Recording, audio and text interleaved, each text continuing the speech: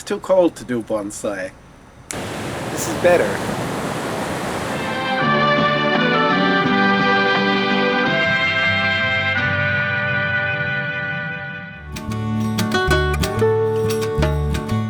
When winter starts to hit Korea hard, it's time again for me to escape for a month to Australia, the country of my birth. I do recognize my privilege in being able to do this, which is not to say that it's not hard sometimes, and not to say that I don't sometimes get lost in the circumstances of my everyday existence and overlook my fortune. I'm lucky in a lot of ways, among them that I owe a large part of my current life to the random fortune of being born in an English-speaking country. But I'm always happy to come back for a month and see my family and escape to Antipodean summer and see my real bonsai. It's my two tridents that I put on a rock. Some people told me that I shouldn't repot them because it was in the middle of summer, but they're doing well. They're huge, actually. These bonsai were mostly created in 2021 when I was home for a year. Now they're cared for by my mother against an unknown future when I might come back and do something with them. It's very natural, like a little landscape, isn't it? It's natural. When I made it, they had no roots at all, and they just kind of fell over into these positions, but yeah, I like it. The rules of her care are simple. She waters them, moves them to a different spot in the garden if they seem to need it, and occasionally sends me pictures if she thinks they need a haircut. Apart from that, all their yearly care has to be done in the time I'm here. You quite like that one, don't you? It's one of your early ones. Sentimental for me, and it's actually the bonsai in my profile picture. Probably not ever going to be an amazing bonsai, but yeah, sentimental, and I do kind of like it. Apart from the ones in bonsai pots, there are a lot of things growing on in plastic garden pots. For as long as I'm away, they will hopefully continue to develop thicker trunks and make their way towards the day when I can do something with them. My mother is a good gardener. Her interest is orchids, although to an obsessive like me, her care for them seems haphazard. I spray them with fly spray every now and again when they get all these little white things that seem to suck the juice out of the leaves. I'm not very scientific with my gardening. I've often suggested to her recipes for growing mediums that I think would be good, but she's not interested in anything complicated like that.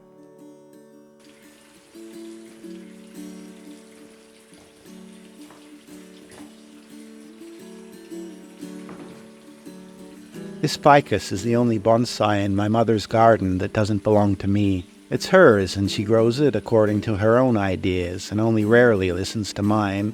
Or when she does, she misunderstands them and turns random tidbits I tell her into an entire philosophy of care. I once put a light covering of sphagnum on it to help the moss grow. She saw a root growing along the surface of the sphagnum and decided it was a miracle substance, and then drowned the tree in a thick layer of it. I once told her that its leaves were small because it needed repotting, and she decided that she liked small leaves and barred me from repotting it.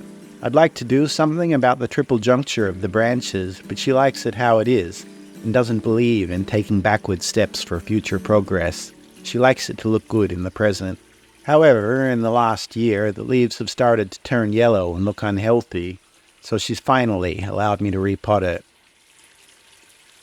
Because it's my mother's prized bonsai, I want to be careful and make sure I do a good job with repotting it and not make any mistakes.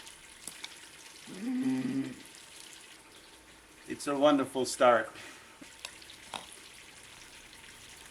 I also want to do a good job on it because it's the tree that led me to getting into bonsai.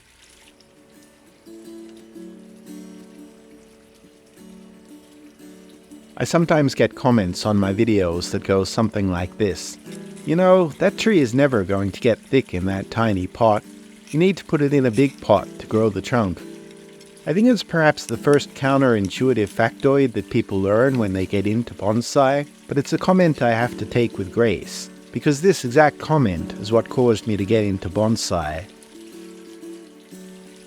I've always been interested in bonsai ever since I first encountered them when I was 11 at the house of a family friend.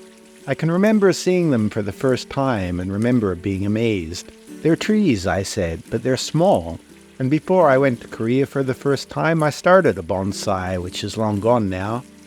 At that time, I did some casual reading on the internet about bonsai, and one of the first things I learned was that trunks don't thicken up much once they're in a bonsai pot. I keep some of the maidenhair fern to put back in the pot later, because my mother likes it. My mother put this rock here, and I used to tease her that she'd created a root next to rock bonsai.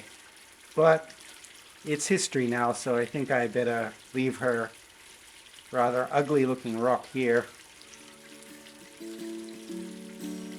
One time, when I came home from Korea, I saw that my mother had bought a bonsai, a tiny ficus.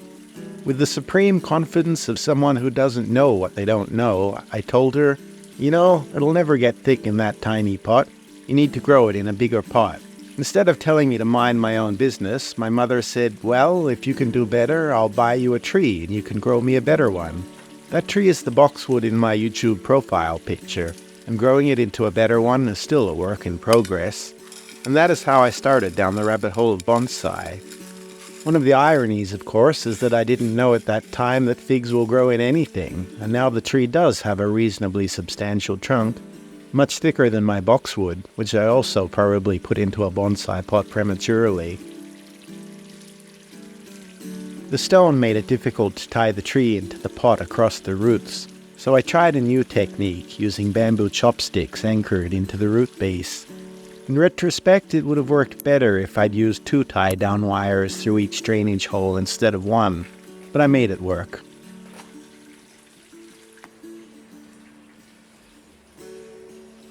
Finally, I returned the Buddha statue and some of the maidenhair fern to the planting, and my work is done.